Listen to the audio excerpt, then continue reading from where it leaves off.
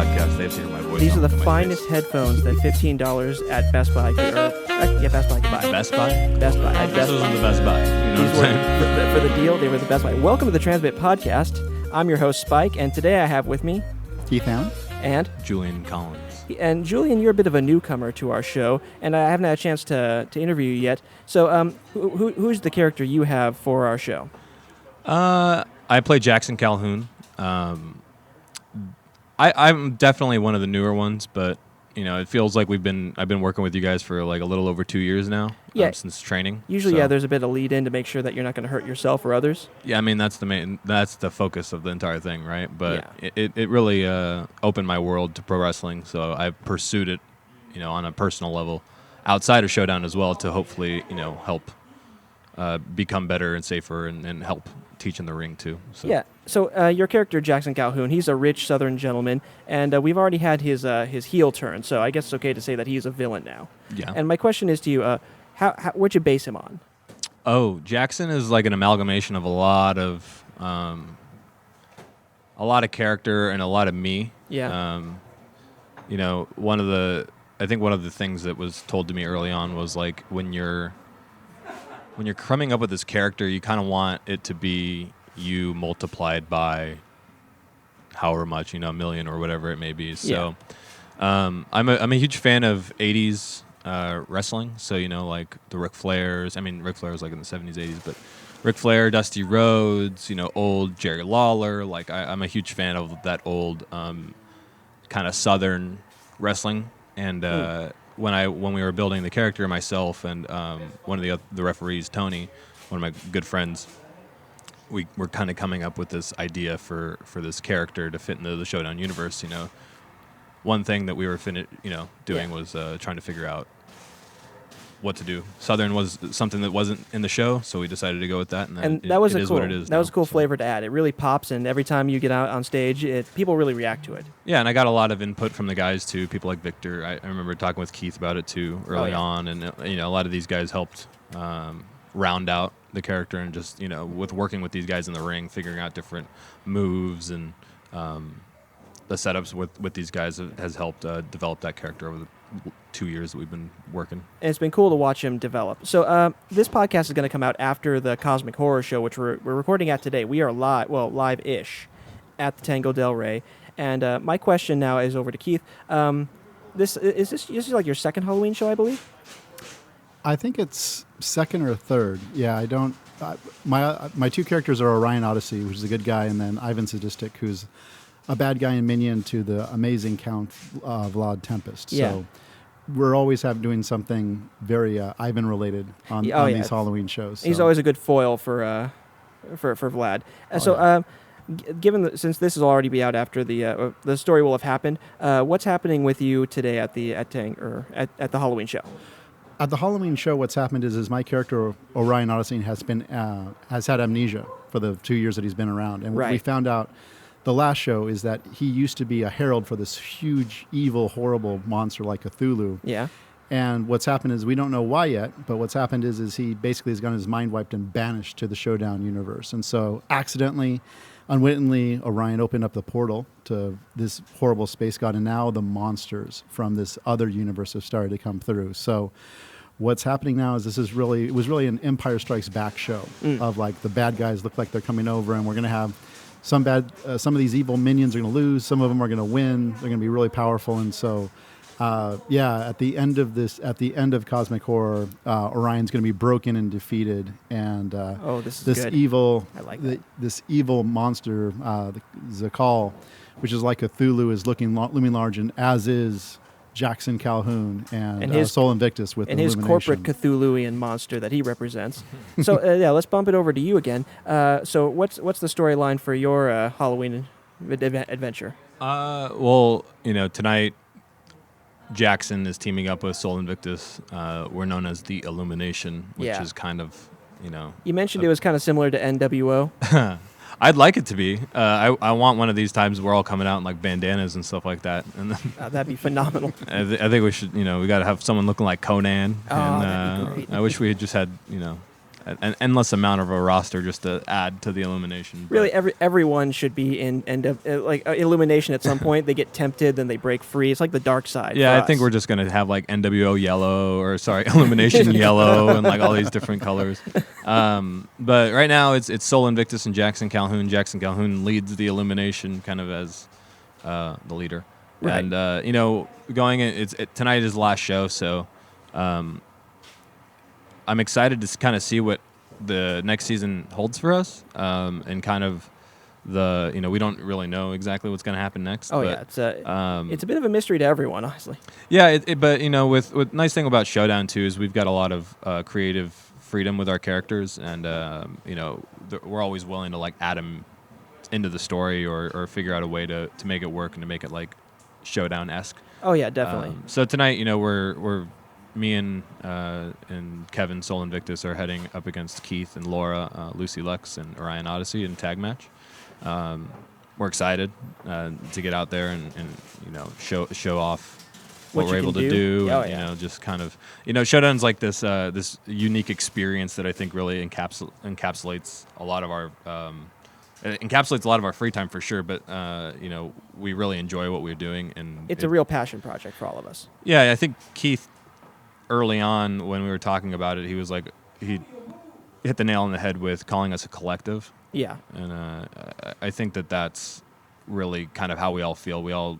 Nobody really has I don't want to take that away from other people who do have specific jobs, because there's a lot of people who do work very hard on this. But in a raw creative capacity, it is very much a creative collective. Yeah, I think everyone's open to collaboration on things. We all, at the end of the day, I think want it to be a very successful endeavor. Yeah, normally indie shows there's one guy with money in the background and he just does whatever he wants, and then you work the show, you do whatever you can to get your character over, and whereas Super Awesome Showdown is that artistic collective where it's like, hey, Julian's got this idea, I need to beat someone, I want to do this stunt, and like people just jump in and say, yeah, let's all work together. So the real focus, like Manda and Mason always say, is to get the show over, mm-hmm. Right? Not to get the individuals over. So yeah, and I think the other thing too is we have these elements that aren't pro wrestling attached to the matches. Like we bring giant props, we build, we go out of our way to build these sets or these interesting match concepts or and some of them are indeed crazy. Oh yeah, I mean it all. But the thing is like we can do whatever we want. Right. It's like whatever we want to put out there as in an art form. It's adding to a lot. Yeah, it feels like as long as we feel passionate about it, we could at least in some way make it go over.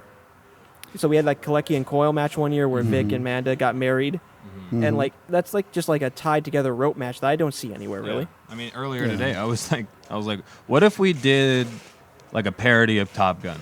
Like, what if we just had all the male characters like oiled up and playing everyone volleyball? Started that jumping in. It's just funny. Like to me, it's just like if that popped up in the middle of like a match while you're like we all drop to the side. It's because it's not pro wrestling, right? Right. Like pro wrestling is an element of it and is definitely part of the stunts that we do. Yeah.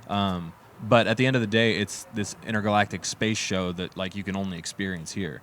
Or I mean, like you come to the live show, it's way different than watching us on like YouTube or anything like that. Oh yeah, it's a whole different like. There's a lot more texture, I'd say. Oh, well, definitely, because we do a lot of things that people don't do. We do a lot of live what's called practical effects. Right. So we do have a little bit of CGI. We put on the YouTube, but 99% of it is all practical special effects that we invent and create to make it happen. And I think that's one of the things I'm excited about for this next year. Is we usually have some underlying storylines, and so.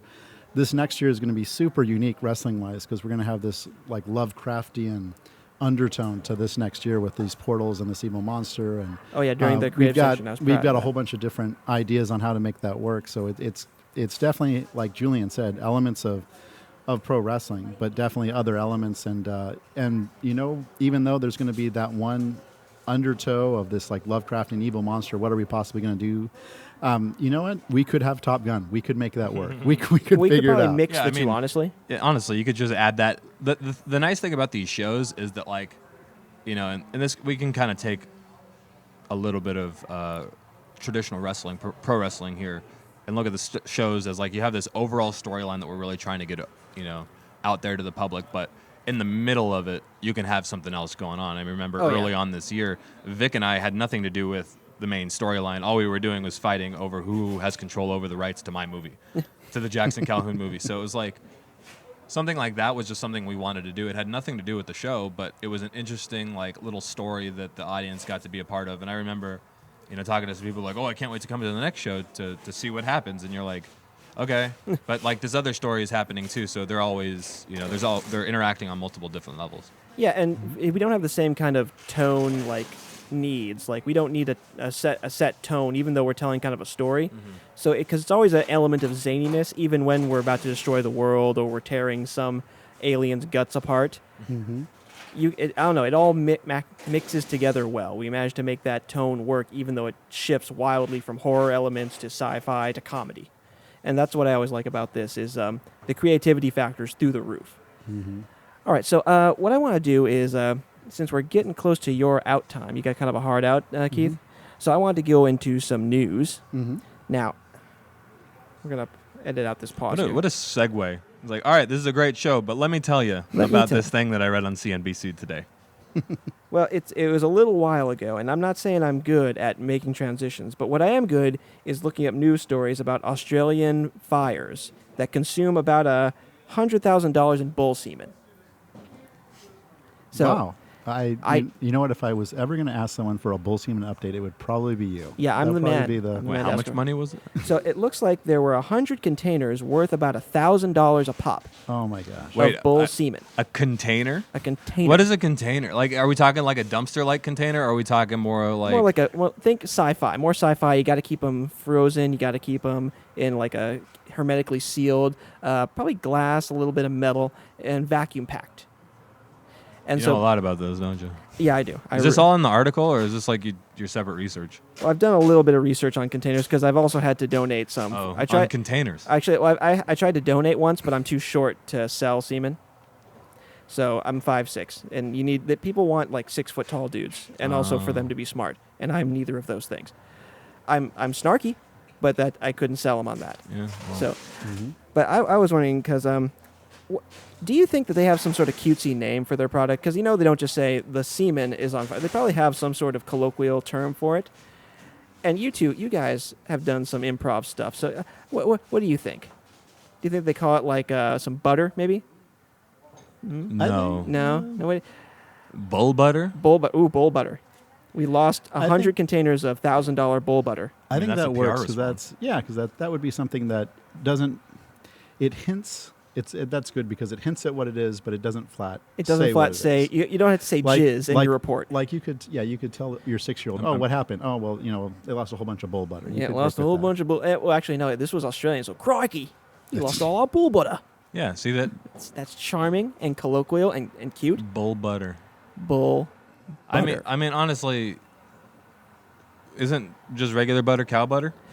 Yeah, exactly. So that's bull butter, I guess. That makes sense. Yep, that makes bulls can't make butter. They can make that. They can make male butter. Well, that's what I'm calling mine from now on. $1,000 though. That's not that much. It's not for a single container. Well, is it how many containers? First off, you told me that there's $1,000 in different containers. Well, yeah, there's like 100 containers, and then there's like it's in a bigger container. Like, what the fuck is talking? What are you talking about? Okay, so listen. How many containers are here? There were 100 containers. All right. Each worth about $1,000. Okay. So yes, listen, if you lost $100,000 in anything, you'd probably flinch a little bit. I'm sure that they have bull semen like insurance, right? Oh God, I didn't say in the article, but I'm betting if for that much money, I bet they insure bull semen. They might, if they lost that much bull butter, they might be looking for guys who are 5'6". Oh, I'm just saying, maybe I gotta send in a letter. Yeah, maybe send in a letter. I wouldn't send in a letter. I'd send in your resume. Probably not a container though. Probably well hydrated. Don't send it to any fires. Make sure you're wearing gloves when you're doing it too. Oh yeah, maybe that's why the fire caught. There's too much friction there and just caught. Bull butter does sound like something they would try and sell me. That's it's kind of like Rocky Mountain oysters. It's like okay, so there you go. And it's like all right. Yeah, needless to say, the firefighters were hesitant to get in there because they were afraid of apparently they would develop pressure because they're in a container sealed, and when they get hot, like it's like a soda can in your car. Like firefighters are brave, but I don't think anyone wants to die. No one's doing that brave. Like no one wants to. Like they don't want that to be. How'd they die? He lived and He died. caught a piece of shrapnel from a bull butter container. Dude, A what? I watched a movie last night. Yeah. The Laundromat. It's the new Meryl Streep movie on Netflix. Oh yeah, you were talking about that earlier. Yeah. I'm not gonna spoil nothing, but like this guy, he passes away in the very beginning of the movie, right? It's Okay. about the Panama Papers, so I'm All not right. really selling anything right there. And he's like old, he's an old guy, and this boat sinks, and that's how he dies. But he's got to be in his like 80s. So you got to think you have this long life, this 80-year-old life, and then you die by drowning. I mean, realistically, that's a more badass way to say when you get to the afterlife, it's like I drowned. Like you were 80 exactly. Yeah, but like, what like that is not like usually when you're that age, you're hopefully that like you're gonna Right. be a little old, You, whatever. hopefully peacefully in your peacefully bed. going, like with my children around me. But no, it was like Hooker-induced heart attack, something a little. I mean, yeah, calmer. that's probably the way you're gonna go. All right, I hope so. Listen, that's my hope. Like in 10 years, because I eat like crap. All right, listen, guys, it has been great. That's Keith's Heart Out alarm. So thanks for helping me crap out some content out on the internet. I'm Spike, Keith. Julian, and we're broadcasting live from Tango Del Rey. not live, dude. Live-ish. We're live now. I'm recording Not when they're live. here. We're recording. We're live in living color, but you guys are listening 6 weeks from now. Well, thank you for destroying that statement. Thanks for tuning in, everybody. See you next time. Thanks so much.